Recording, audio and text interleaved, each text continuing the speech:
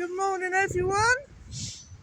This is a good and a bad day for me. It's a bad day because I'm feeling a friend of mine, a really, really good friend of mine that I was close to for years, has died.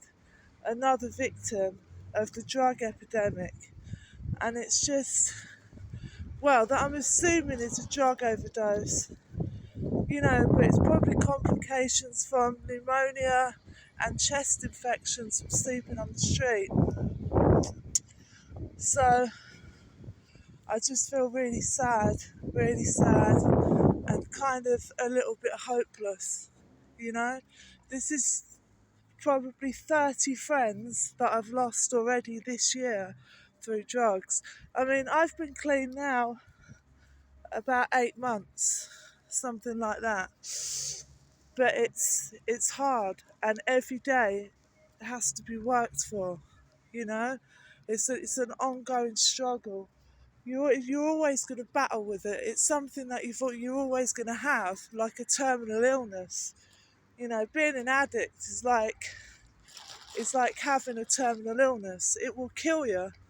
Eventually, you get periods of remission that we call recovery, and then the disease is progressive.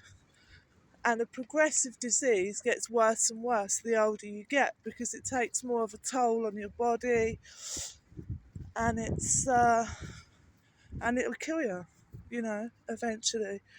So this morning I'm feeling glad to be alive, grateful to be alive, gratitude for another day, always thanking my higher power every day, and I'm always grateful even if I have a shit day. A bad day in recovery is better than a good day on drugs. So there's that. So even if you're having a terrible day, at least you're having a day in recovery. But this thing with Tom, my friend Tom Pinder, I feel like he wouldn't mind me saying his name because we were really close friends, and I miss him already. You know what I mean? Like I miss him already. It's just something needs to be done. Something badly needs to be done. I'm training to work in recovery myself, to work with addicts, to pay back a little bit of the care that I've had, because a lot of people have cared for me, and a lot of people have gone out of their way to help me. I was an addict for 25 years, just over. So you imagine 25 years of heroin addiction and living on the street. I can't breathe properly because of my chest, and because I used to smoke everything, and because of sleeping in the cold. When you sleep in the cold and you sleep outside, it causes pneumocystis on the chest, PCOS it's called. So I've got that. I've got a severe anxiety disorder. I've got panic disorder where I get panic attacks when I can't breathe. So I fight that every day. Most people who are on recovery or in recovery or on drugs are self-medicating some type of mental illness, and that's the case with me. I got into heroin because of anxiety. It was the only thing that made me feel peaceful, and it was the only thing that made me feel calm, and that's a very dangerous thing. I'm sure this, with the opioid epidemic, people know what I'm talking about, but it's very, very dangerous addiction, and it takes a hell of a toll on the body. It can actually, it will kill you, whether you're in recovery or not. You're always living on borrowed time, but recovery is possible, and I just want to put it out there for anyone who's still using. Just try not to. That's not very good advice, is it? That's not very profound. try not to. No, the best way to beat addiction is with love. You know what I mean? We all want to be loved. We all want to be loved. We all want to be appreciated. And a lot of us with serious addictions come from backgrounds of abuse, backgrounds of poverty, serious poverty, and you self medicate because you want to feel loved, you want to feel appreciated, you want to feel cared for. And it's only love that can beat addiction. You know, being there for someone, listening to them, caring for them, helping them out. You know, so to the people who are still addicted, I just want to say this. This is a better piece of advice. This is temporary.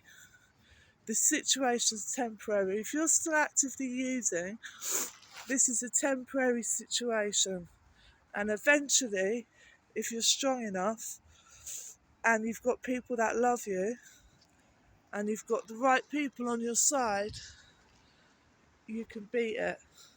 You can beat addiction. You can beat addiction with love, but you can only beat it with love. And you need resources as well. We need some serious investment in people, especially now that we're out of the EU. We need to cultivate our own people and care for our own people, you know. So I'm willing to work. I'm willing to work, and I know a lot of people that are willing to work. Nobody wants to be poor. Nobody wants to live on benefits. Nobody wants to have to take 4 different types of medication to make it through a day. Nobody wants that. Ask yourself logically, who wants to be an addict? Who wants to live on the street? No one does. They do it because they don't have a choice, or they perceive themselves not to have a choice. And society, you know, reinforces that. We're living in a society where if you're rich, you can do anything you want to anyone you want. You know, we're living in a society that's built for the benefit of arachnoid trillionaire fucking psychopaths who don't care about poor people and black people and brown people and just people they consider to be fucking disposable. I've been on the receiving end of this discrimination for the last 25 years, and I know how pervasive and how destructive it is. And unless we can invest in people and care about people, then nothing's going to change. Nothing serious will change, it will just get worse. So, that's a cheerful thought. No, everyone out there, honestly, I love you to pieces, you know, and I'm on my way to caring for you and helping you out and paying you back a little bit for the love that you've shown me. All right? I love you all. Thank you for listening to my rant. All right. Take care. Be kind to each other everywhere. At the shop, at work, at home, in school, or wherever. Wherever you are in the city, be kind to each other. All right? Love you. Bye.